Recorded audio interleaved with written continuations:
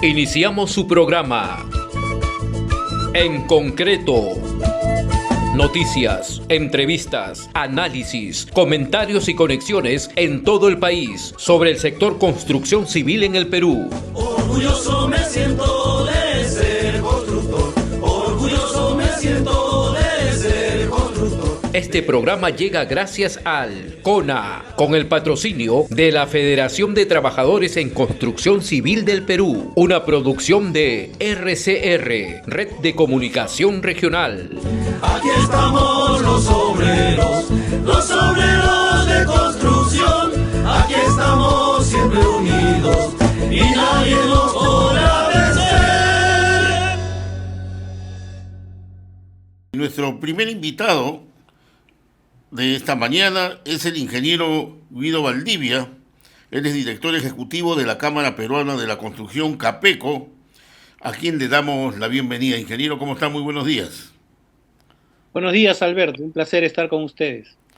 Bueno, siguen las preocupaciones, ya estamos casi al final del año y se está hablando mucho de la necesidad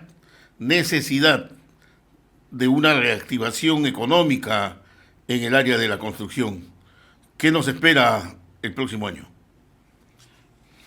Bueno, mire, efectivamente hemos acumulado ya 9 meses seguidos de un resultado negativo del sector que acumula más o menos un 9.2% al cierre de septiembre.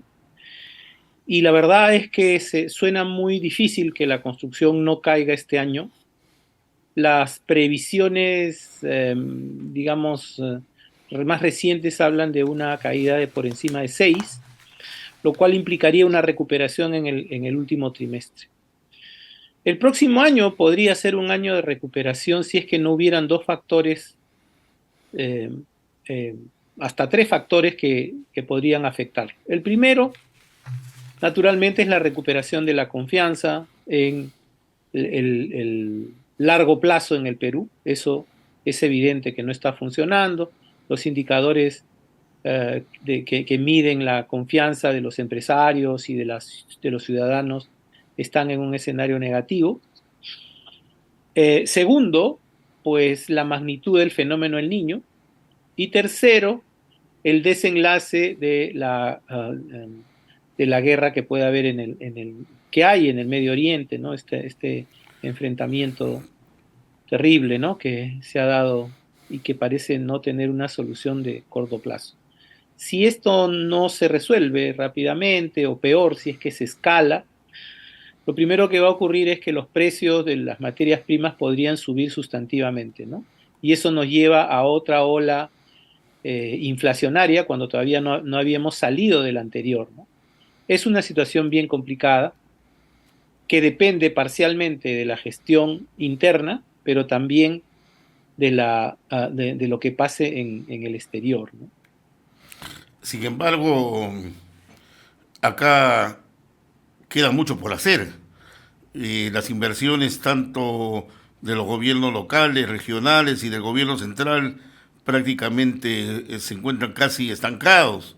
Esto no puede permitir una reactivación. ¿Han tenido posibilidades de dialogar con las autoridades del gobierno sobre este tema?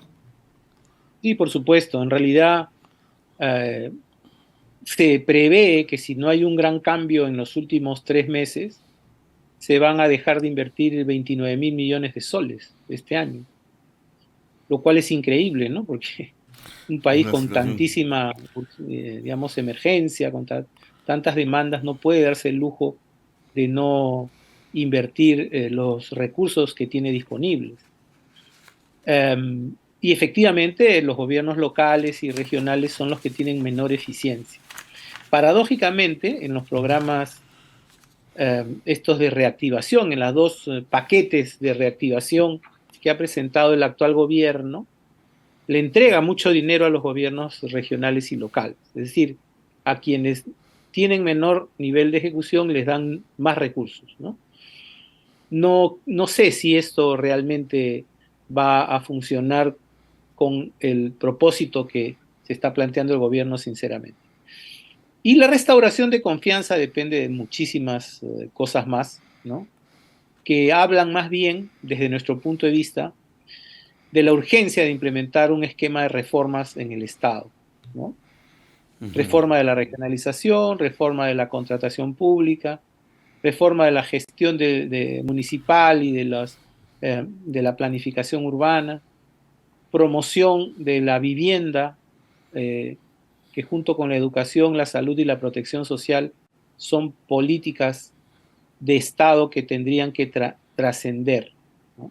Y también, ¿por qué no?, es importante establecer nuevas reglas de carácter político, electoral sobre todo, pensando en que en el año 2026 debemos elegir un gobierno distinto, un parlamento más representativo, pero además logrando un consenso entre la clase política y la sociedad para poder definir cómo va a ser el Perú a partir del 2026, en particular la gestión del Estado. Hoy debe inaugurarse la 61 edición de CADE Ejecutivos en la ciudad del Cusco. El empresariado en pleno va a estar seguramente ahí. ¿Qué dicen sus colegas empresarios? ¿Hay expectativa? ¿Creen de que pueda cambiar esto? ¿Por dónde pasa la salida a la crisis que está viviendo el Perú? Mire, yo le diría que la mayoría de gremios empresariales tiene no solamente una agenda digamos, de mejora de su propio sector, ¿no?, sino también una propuesta para el país, ¿no? Es decir, la restauración de la confianza, ya lo ha dicho la OCDE, tiene que ver no con factores solamente sectoriales, ¿no? Hablan esencialmente de dos cosas: la informalidad y la debilidad institucional. Usted sabe que la OCDE es este grupo de países desarrollados que procuran promover, pues, una cultura de gestión pública, pues, que ayude a los países a salir adelante. Entonces tiene estándares exigentes para el manejo del gasto público, para los temas de corrupción, para lo que llaman la gobernanza, las reglas de juego, etcétera, ¿no? Y lo que nos está diciendo esta entidad no es una organización, pues, contraria digamos, a la integración global, ¿no?, a la democracia liberal, digamos, ¿no?, sino es más bien una entidad que promueve estas condiciones. Y lo que está claro es que nuestra institucionalidad es cada vez más precaria y hay, pues, en la sociedad una actitud de que cada uno puede hacer lo que quiera, ¿no?, sin que nadie pueda poner orden. Y eso es una verdadera lástima, ¿no?, porque cuando se pierden las reglas elementales de la convivencia y de la confianza, es muy difícil. Ningún país, por más rico que fuere o por más tratados de libre comercio que tenga suscritos, va a salir adelante de esa manera. Y eso es lo que está pasando en nuestro país, lamentablemente. El sector empresarial, nosotros desde hace mucho tiempo en Capeco hemos hecho mención de lo importante que es reformar las reglas de representación y la gestión del Estado. No es posible que el Estado no pueda invertir esas cantidades de dinero y además que de lo que se invierte, otra cifra similar está paralizada.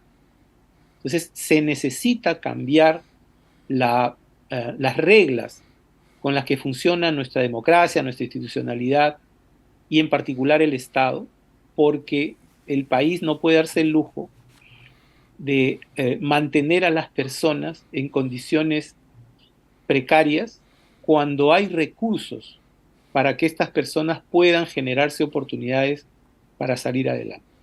Si fuéramos pobres, no tuviéramos dinero, estuviéramos endeudados como ocurría, pues, en los años 80 o 90, bueno, digamos que no había otra alternativa que mirar para adelante, pero en este momento es terrible que tengamos una condición de este tipo. Y explica, por supuesto, parte de la indignación que tiene el ciudadano común con el sistema político que nos rige.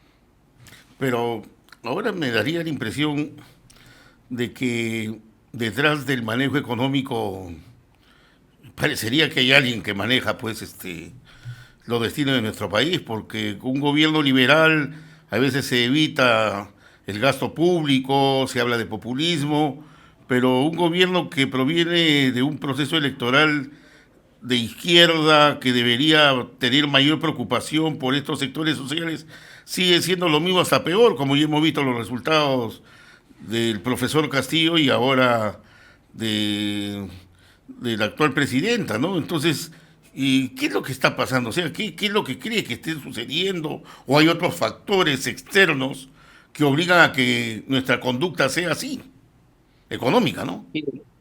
Yo lo que creo es que independientemente de la necesidad de fortalecer las herramientas elementales de un sistema político, el balance de poderes, la alternancia, la participación política, la forma en que se organiza el Estado, y hay que hacerlo. No queda otra alternativa, porque los procesos están truncos. La regionalización fue una gran aspiración y no está funcionando, ¿no? El Estado, como gestor, está cada vez más debilitado, ¿no? Y las cosas más elementales, como por ejemplo la seguridad pública, no está garantizada.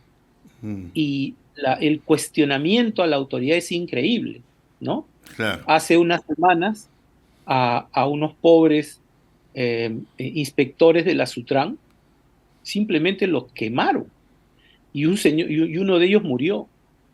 Y Sí. es increíble la indiferencia, ¿no?, frente a eso. Entonces la idea es que las personas pueden hacer lo que quieran sin rendir cuentas a nadie. Y eso viene, lamentablemente, de pues lo que ocurre en los más altos niveles de la política. La corrupción, que no se ha terminado, y lo vemos a cada rato, Así es. al contrario, sigue vigente, es un factor que desalienta a las personas, es natural. La gente se siente estafada, ¿no? Y se siente burlada en sus expectativas, porque lamentablemente quienes tienen que contribuir a resolver los problemas no lo hacen. Entonces, en el sector empresarial, por lo menos en un gremio como el nuestro, nuestro interés es seguir mediando con las autoridades para que esta agenda se desarrolle.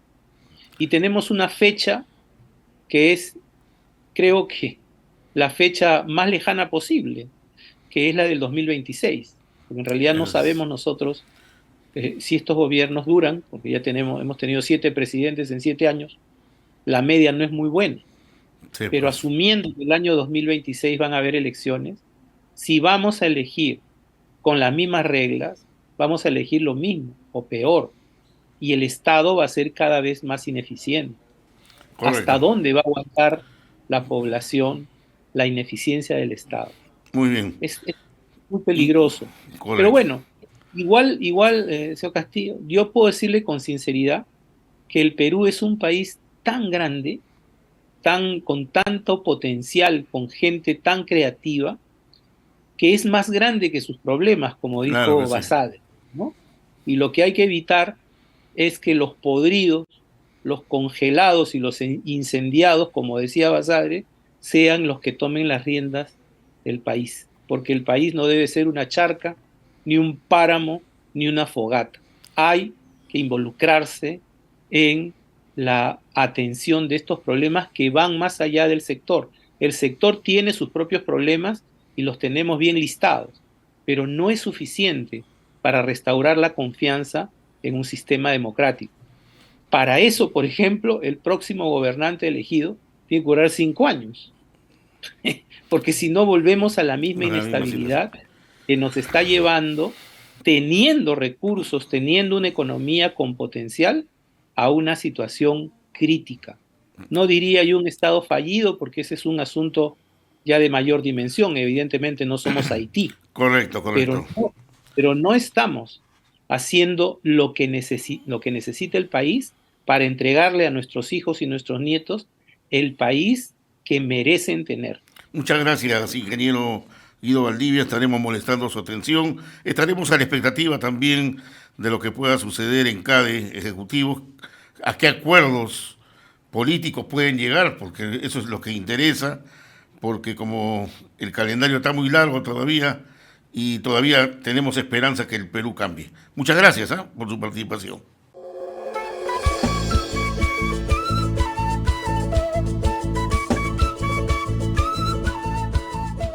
Hemos presentado En Concreto. Este programa llegó gracias al CONA, con el patrocinio de la Federación de Trabajadores en Construcción Civil del Perú, una producción de RCR, Red de Comunicación Regional. Aquí estamos los obreros